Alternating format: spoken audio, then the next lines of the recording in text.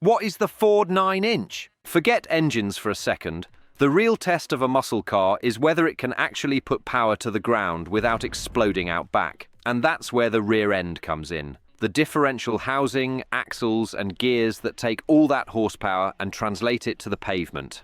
In 1957, Ford dropped the 9-inch rear axle, named for the 9-inch ring gear inside. It was meant for full-size sedans and trucks, but Ford overbuilt the hell out of it. Big bearings, beefy axle tubes, a removable third member that made gear swaps stupid easy. The thing was indestructible. And that reputation spread fast. By the late 60s, if you were building serious horsepower, you wanted a Ford 9-inch Outback, no matter what badge was on the hood. So what made this thing different? Three main reasons. Strength. Compared to GM's 10-bolt or even the beefier 12-bolt, the Ford 9-inch was simply tougher. The ring gear was thicker, the pinion gear had extra support from a third bearing, and the housing itself could take punishment most others couldn't. Drop the clutch on slicks, dump a nitrous shot, or send a high-revving big block down the strip. The 9-inch didn't flinch. Serviceability. The removable third member is the Ford 9-inch's secret weapon. On a GM or Mopar axle, changing gears means shims, careful setup, and hours under the car.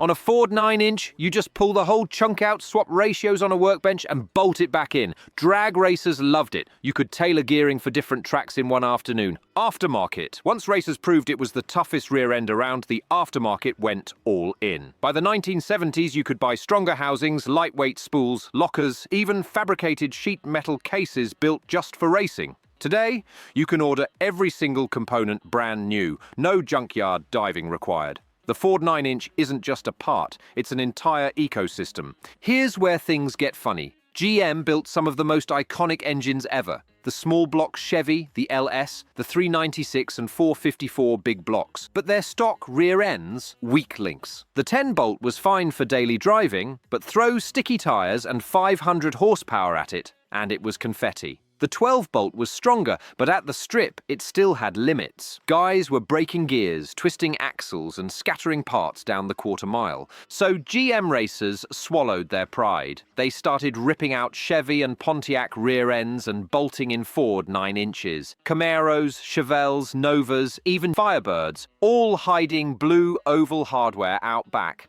It was the dirty little secret of drag racing. The fastest GM muscle cars weren't really GM anymore. They had Ford running gear underneath because Ford's rear end was the only thing that could survive the abuse. When bragging rights are on the line, brand loyalty dies fast. The 9-inch became the backbone of racing culture. Some cars had it stock, others got it swapped in, but the list of machines that relied on it is endless. Mustangs. Every serious Mustang from the 60s came with a 9-inch, GT 500s, Boss 429s, Mach 1s. Ford knew its engines would shred anything weaker. Fairlanes and Galaxies, big block Fords in heavy bodies needed a tank of a rear end, and the 9-inch delivered. Camaros and Chevelles. GM's big muscle cars adopted it the moment owners started bolting on slicks. If you've ever seen a 9-second Chevy on the strip, chances are it had Ford guts. Street Outlaws builds. Doesn't matter what's on the grill, Nova, Cutlass or Monte Carlo, pop the trunk and you'll see a Ford 9-inch. Dragsters and Pro Mods. At 1,000 plus horsepower, nothing else survives. That's why the entire pro racing world standardized on it decades ago.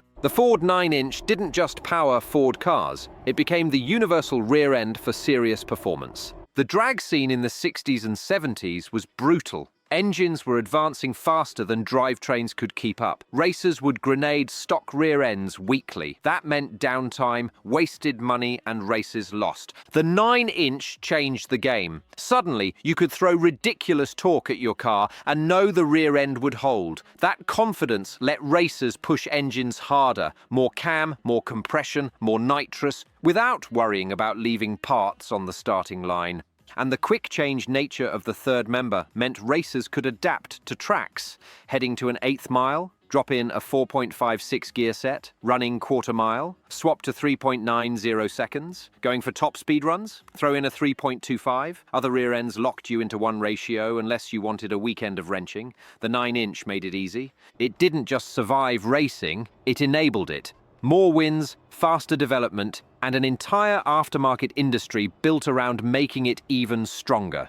Fast forward almost 70 years, and the Ford 9-inch is still the standard. Look at any high-horsepower build, whether it's a classic muscle car, a restomod, or even a modern drag machine. And chances are there's a 9-inch underneath. Modern muscle cars like Hellcats, GT500s and ZL1s put out insane power from the factory, but once you push them beyond stock limits, the OEM rears start failing.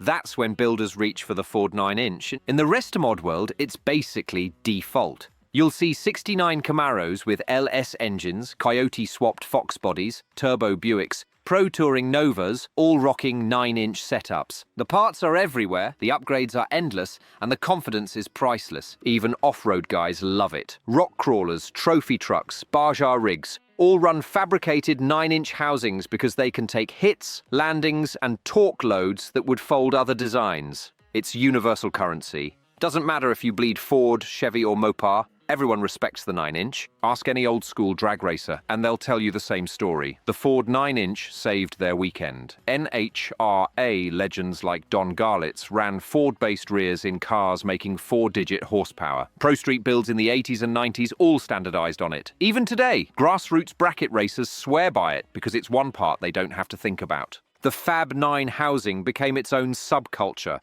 purpose-built sheet metal versions of the 9-inch designed for nothing but racing. Strange engineering, Curry, Moser, entire companies were built around making stronger, lighter, more advanced versions of the Ford 9-inch. When you see a car lay down a perfect launch with zero drama, odds are it's thanks to that bulletproof rear. Engines come and go, turbos and superchargers change. But the rear end that keeps it all together, that's the part that actually wins races. Ford designed the 9-inch to hold up under full-size sedans in the 1950s. What they accidentally built was the most legendary rear end in history. So good that even their biggest rivals adopted it. GM's secret weapon was stamped Ford right on the case.